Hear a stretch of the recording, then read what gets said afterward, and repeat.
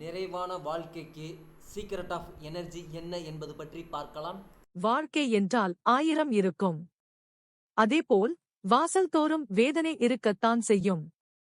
நாமாக தேடிக்கொள்ளும் சந்தோஷம் மறைவதற்குள் வேதனைகளும் கூடவே வருவது இயல்புதான். சந்தோஷம் வந்தால் நேரம் நல்லா இருக்கு, கிரக அமைப்புகள் நன்கு பேசுகிறது என்று நினைப்போம்.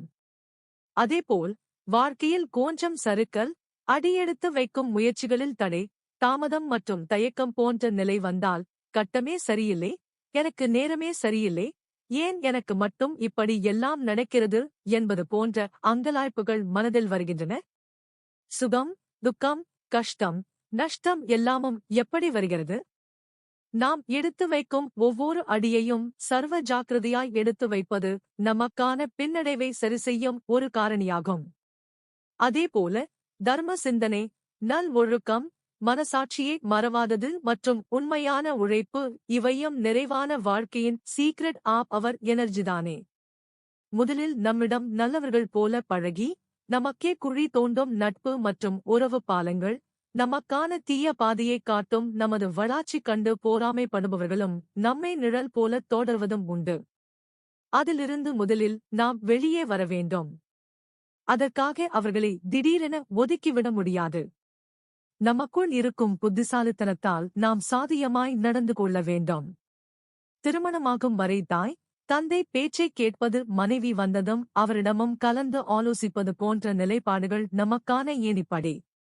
அனைவரையும் கலந்து பேசி குடும்ப வாழ்க்கையில் நாம் எடுக்க வேண்டிய நல்ல முடிவுகள் அனைத்தையும் எடுப்பதோடு நல்லதொரு வாழ்க்கையை வாழ புரிந்து வாழ்வதே மேல். உறவினர்கள் மற்றும் நண்பர்கள் நமது குடும்பத்தில் புகுந்து தேவையில்லாத குழப்பங்களை, அவர்களுக்கு பிடித்த யோசனைகளை அறிவுரையாக சொல்வார்கள்.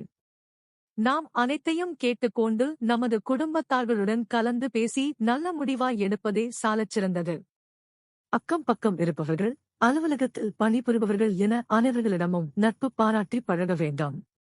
அவர்களிடம் உள்ள நல்ல பண்பாடுகளை புரிந்து கொண்டு செயல்பட வேண்டியதே முக்கியமானதாகும். பொதுவாக ஈவு இரக்கம், மனித நேயம் கடைபிடிப்பதோடு அவற்றை கடைபிடிக்காத நபர்களிடம் கொஞ்சம் விலகி இருப்பதே நல்லது. விதண்டாவாதம், பிடிவாதம் இவற்றை அறவே மறந்து செயல்படுவதே பிரச்சனை இல்லாத வாழ்க்கைக்கான முதல் படி. கொஞ்சம் பணம் சோர்ந்தவுடன் பெருமைக்கு ஆசைப்பட்டு அகலக்கால் வைக்காமல் சிக்கனத்தை கையாண்டு வீட்டில் உள்ளவர்களிடம் கலந்து பேசி வீடு வாங்குவதோ அல்லது மனை வாங்குவதோ போன்ற செயல்களில் ஈடுபடலாம்.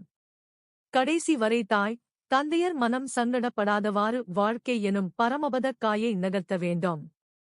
எல்லா உயிர்களிடமும் அன்பு செலுத்த வேண்டும். குழந்தைகள், வயதான பெற்றோர், மாமனார், மாமியார், சகோதர சகோதரிகளிடம் அன்பு பாராட்டி ஒற்றுமையாய் வாழ்வதே சிறப்பான ஒன்று.